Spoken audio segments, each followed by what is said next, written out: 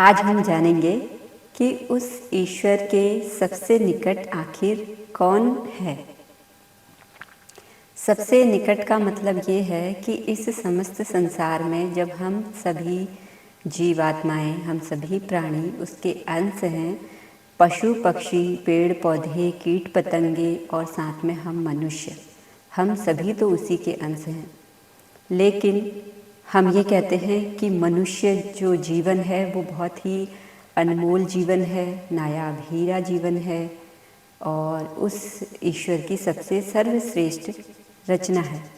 तो इसका मतलब तो ये हुआ ना कि उस ईश्वर को सबसे अधिक जो प्रिय होगी, उसकी सर्वश्रेष्ठ जो रचना है मनुष्य, वही होगी। क्या वास्तव में यही बात है? तो जैसा कि आज मुझे इंट्यूशन आया, मैं उस बिहाफ पर ये नॉलेज आप लोग के साथ में शेयर कर रही हूँ। और ऐसा ही है, ये मैं दावा नहीं करती। मैं तो सिर्फ जो इंट्यूशन मुझे आती है, सिर्फ वो आप लोग के साथ में ये बताकर आप लोग के साथ में शेयर करती हूँ कि जो कुछ भी मेरी अंतरी आत्मा मुझे गाइड देती है, गाइडेंस अपना प्रदान करती है, और जो कुछ भी मैं यहाँ पर बोलती हूँ वो मेरी वाणी नहीं, वो उस ईश्वर की परम चेतना ही है जो मेरे मुख से निकल रही होती है और जिसको मैं खुद बार बार उसको अच्छे से सुनती हूँ, समझती हूँ और अपने जीवन में भी अप्लाई करती हूँ।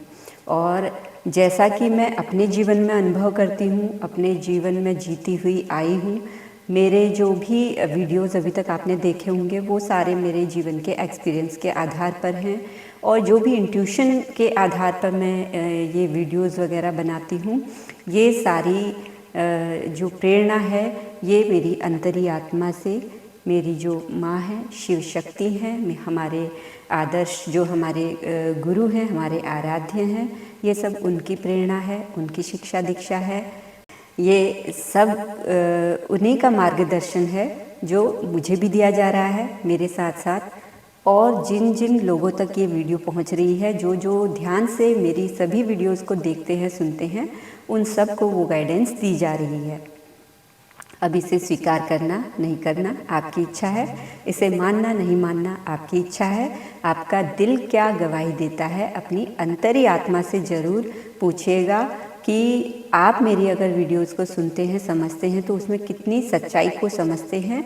अगर मैं धर्म अधर्म की बात पर कोई वीडियोस बनाती हूँ, स्पिरिचुअलिटी से रिलेटेड वीडियोस बनाती हूँ, तो आपको उसमें कितना हद तक समर्थन आप देते हैं और सही समझते हैं, ये आप अपनी अंतरी आत्मा से पूछिएगा।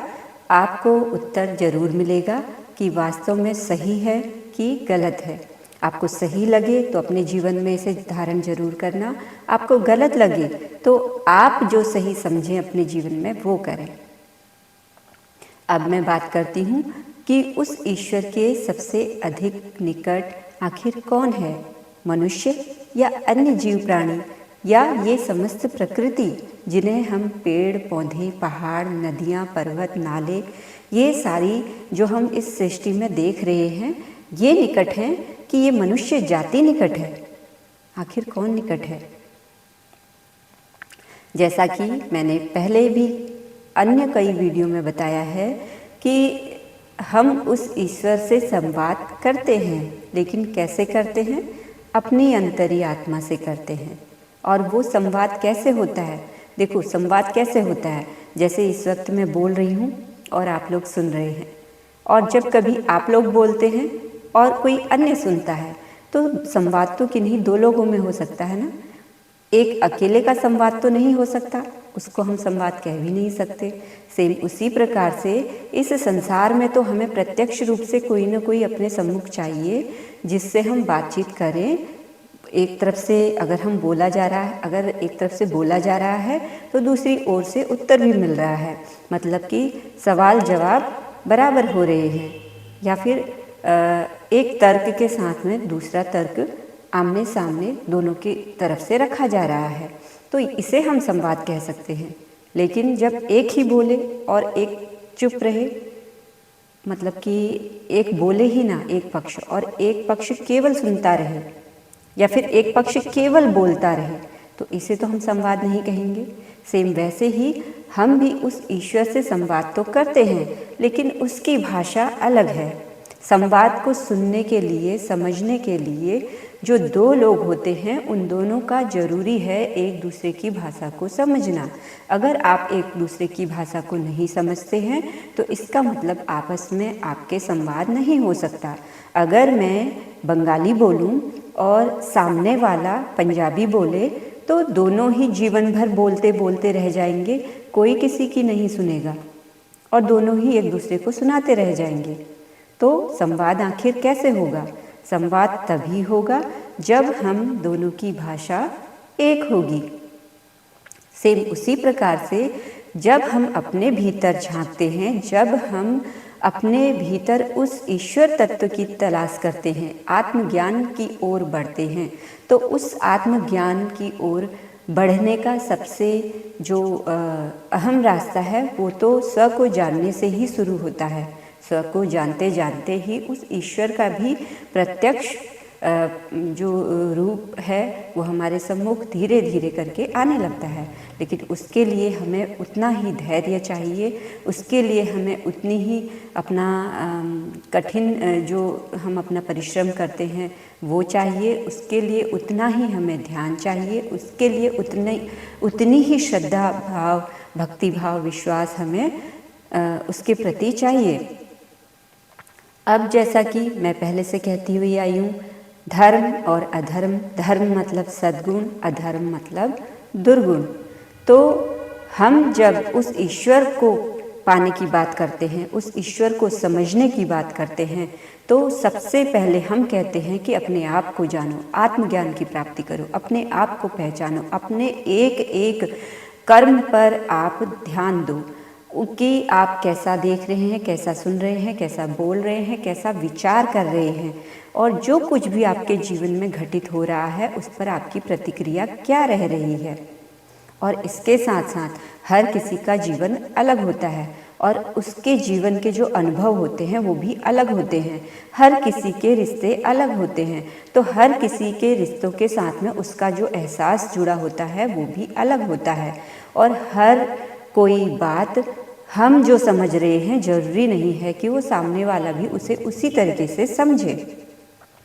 और प्रत्येक मनुष्य क्योंकि अपनी अपनी जीवन यात्रा में आगे बढ़ रहा है, तो वो कई बार गिरेगा भी, कई बार संभलेगा भी, और गिर गिर कर वो जब संभलेगा तब उसको उसके अंदर जो अनुभव का ज्ञान रूपी प्रकाश जागृत होगा, उसकी स्वयं की प्रज्ञा जागृत होगी, जिससे उसे समझ में आएगा कि उसने अभी तक अपने जीवन में क्या सीखा, क्या समझा, क्या जाना। और तब जाकर जब उसे वो चैप्टर समझ में आ जाएगा तभी वो आगे बढ़ेगा। तो इसलिए जब भी हम अपने जीवन में कोई भी कर्म कर रहे हैं तो उस पर हम स्वयं भी अड़ियल नहीं बन सकते कि हमें ऐसा ही करना है।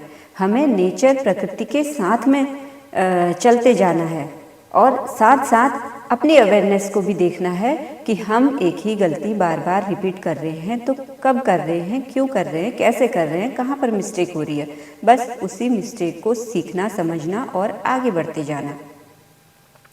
तो जब हम अपने ऊपर स्व का अध्याय करते हैं, स्व को समझते हैं, तब हमारे अंदर आत्मबोध जागृत होने लगता है। आत्मबोध मतलब अपने स्वयं के अंदर की बोधि, ज्ञान, ये जागृत होने लगता है। और यही ज्ञान मतलब आत्मा, परमात्मा, उसका प्रकाश, वो जागृत होने लगता है। तो जब वो जागृत होने लगता है तो आपने भी देखा होगा कि जब कभी भी हम कोई कर्म करते हैं तो उसमें यदि कोई गलत है तो भी हमारी अंतर्य आत्मा हमें ये सचेत कर देती है कि नहीं, ये आप गलत कर रहे हो। उसके बाद भले ही हमारा निर्णय, हमारा चुनाव कुछ और रहे कि भाई हम अपनी आत्मबोध की आवाज़ को दबाकर उसी के विपरीत कार्य कर रहे हैं, जो नहीं करने की आवाज़ आई थी फिर भी हम वही कार्य कर रहे हैं, तो वो एक अलग बात है। क्योंकि वो चैप्टर हो सकता है अभी आपने सही से समझा नहीं और आप फिर से उसमें आगे बढ़ेंगे, फिर से आपके साथ में वही घटनाएं, वही स्थिति परिस्थितियाँ फिर से चलेंगी और फिर से आपको एक नई सीख लेने के लिए आपके सामने एक नया चैप्टर खुल जाएगा, जब तक कि आप उससे सीखते नहीं हैं। लेकिन जहाँ पर बात हमारे आत्मबोध की है, हमारा आत्मबोध जहाँ से जागृत होने लगता है, वहाँ से समझिए कि आपका और ईश्वर का संवाद शुरू हो गया है।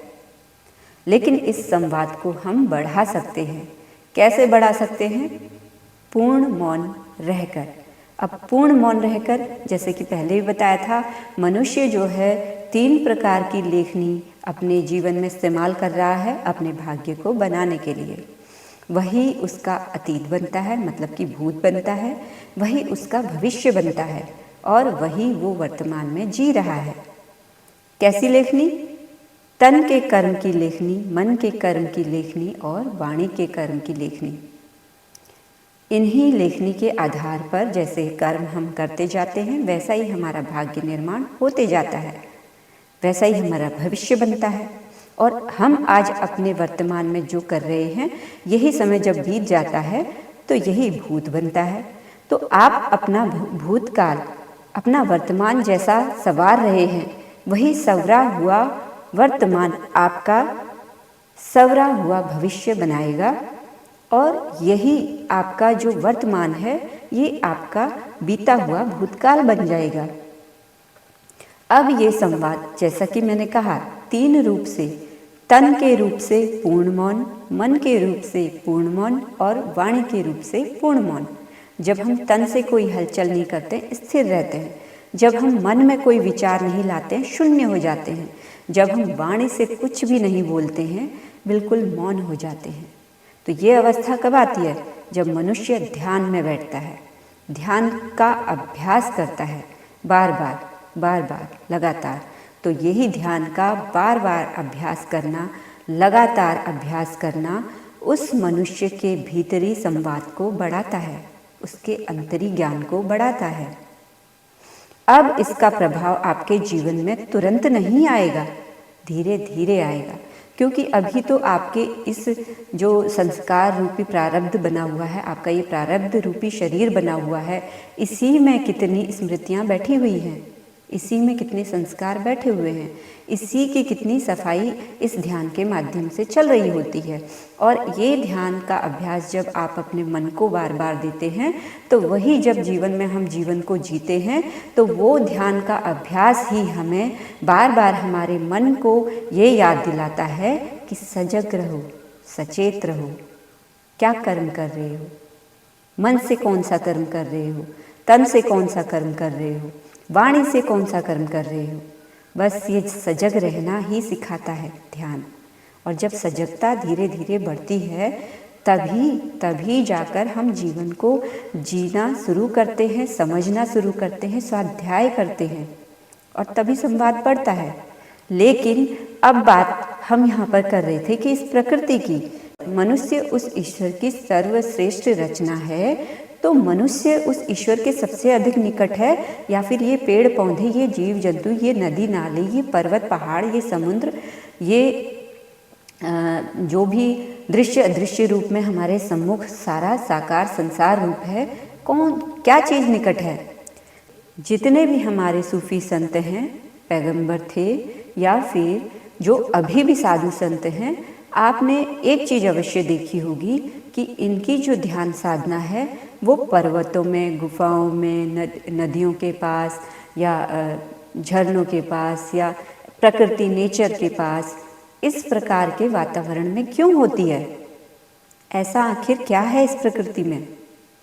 तो इसी का जवाब मैं यहाँ पर अभी देने वाली हूँ कि जैसा कि मैंने आपसे बोला कि हमारा उस ईश्वर से जो संवाद बढ़ता है, वो ध्यान के माध्यम से, पूर्ण मौन के माध्यम से, मौन जितना गहरा होगा, स्थिर होगा, शांत होगा, उसके माध्यम से उसके साथ संवाद बढ़ता जाता है।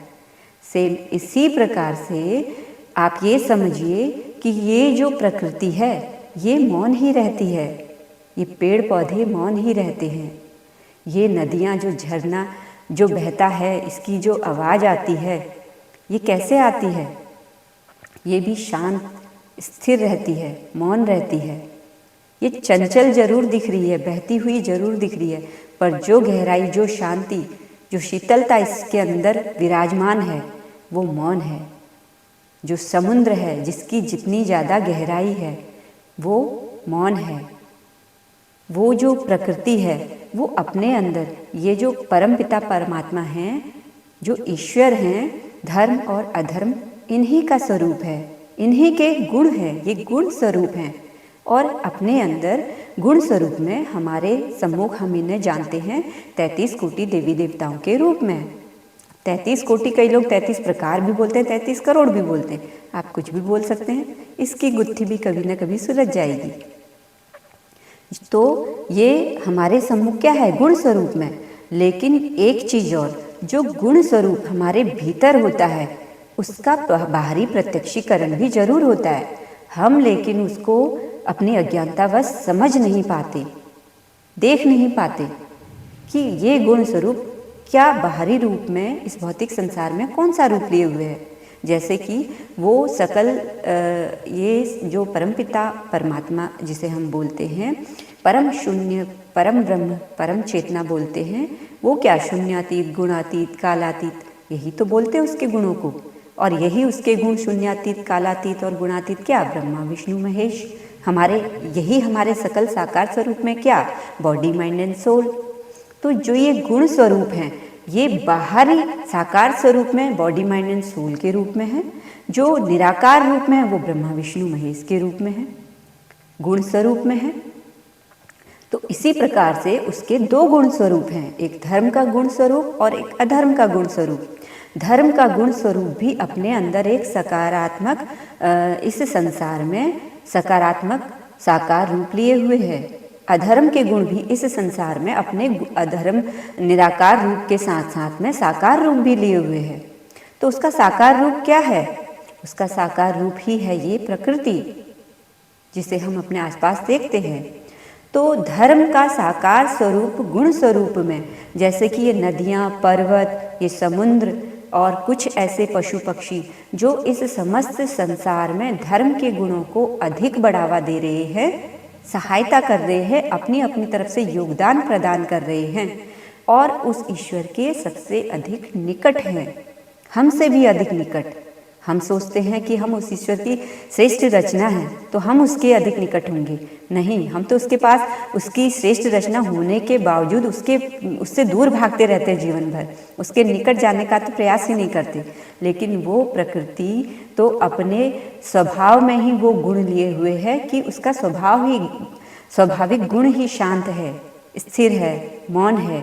तो जिसका स्वाभाविक गुण ही शांत, स्थिर, मौन है, तो और जो अपने इस प्रकृति में साकार स्वरूप में उपस्थित होकर इस समस्त संसार को अपने गुणों से लाभान्वित कर रही है, उसको कुछ न कुछ बांटती जा रही है अपनी तरफ से बिना प्रतिफल की इच्छा किए हुए, तो वो अधिक निकट है उस ईश्वर के। तो इसीलिए जो ऋषि मुनि हैं, जो भी संत महात्मा हैं, जो भी ज्ञानी पुरुष हैं, चाहे वो किसी भी जाति धर्म के हुए हों, जो भी सूफी संत हुए हों, वो उनकी जो भी ध्यान की जगह होगी या ज्ञान प्राप्ति की जगह होगी, वो कहीं ना कहीं किसी जल के स्रोत के पास, किसी पर्वत पहाड़ों के पास या किसी पेड़ पौधों के पास या किसी भी इस प्रकार के, इस प्रकृति से जुड़ी हुई चीज़ों के पास अवश्य रही होगी, जहाँ बैठकर उन्होंने साधना की होगी या जहाँ से उनको ज्ञान की प्राप्ति हुई होगी। तो कैसे हुई, उस माँ प्रकृति की वजह से ही हुई। अब इस माँ प्रकृति में बहुत सारे जानवर हैं जो पूजे जाते हैं, बहुत सारे जानवर हैं जो नहीं पूजे जाते हैं, बहुत सारी नदियाँ हैं जो पूजी जाती हैं, बहुत सारी नदियाँ हैं जो नहीं पूजी जाती हैं, बहुत सारी चीज़ें ऐसी हैं जो पूजी जाती हैं प्रकृति रूप में और जो नहीं पूजी जाती हैं। तो ये क्यों, जब शांत तो वो भी शांत है और वो भी शांत है, वो भी मौन है और वो भी मौन है। फिर सेम वैसे ही जैसे अभी बताया कि इस प्रकृति के रूप में जो साकार स्वरूप में है वो दो रूपों में विद्यमान है।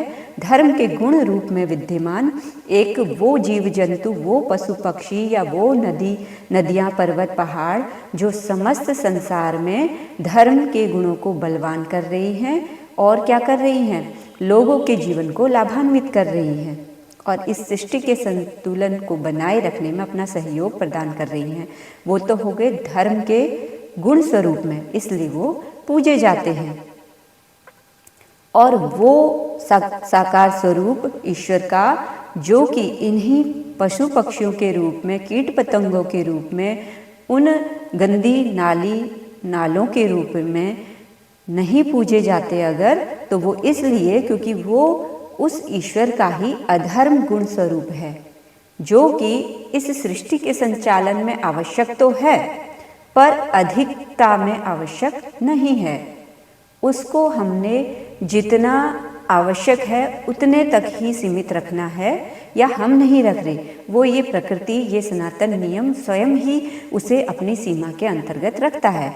लेकिन जब वो अधर्म गुण स्वरूप जो भी ये कीट पतंगे होते हैं, जो भी ये पशु पक्षी होते हैं, जो अधर्म रूपी गुण लिए हुए हैं, ये जब आवश्यकता से अधिक रूप में बढ़ते हैं तो ये प्रकृति ही स्वयं उसका विनाश कर देती है।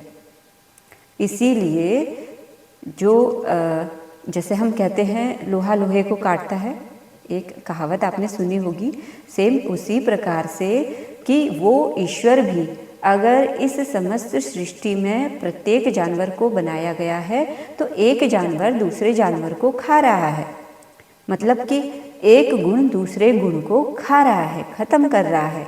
तो ये और दोनों का ही स्वरूप क्या है, जानवर कीट पतंगों के रूप में है या फिर अधर्म के गुणों के रूप में है, तो क्या अधर्म ही अधर्म को खा रहा है, खत्म कर रहा है। ये उस प्रकृति की ही प्रक्रिया है। वीडियो बहुत लंबी हो चुकी है और आज के लिए इतना ही। आपने अभी तक मेरे YouTube चैनल कल्पना अधिकारी को सब्सक्राइब नहीं किया है तो जल्दी से सब्सक्राइब कर लीजिए। बेल आइकन को दबाना मत भूलना ताकि आने वाली सभी वीडियोस के नोटिफिकेशन आपको बराबर मिलते रहें। तब तक के लिए धन्यवाद। आप सभी को प्रणाम। सबको राम राम।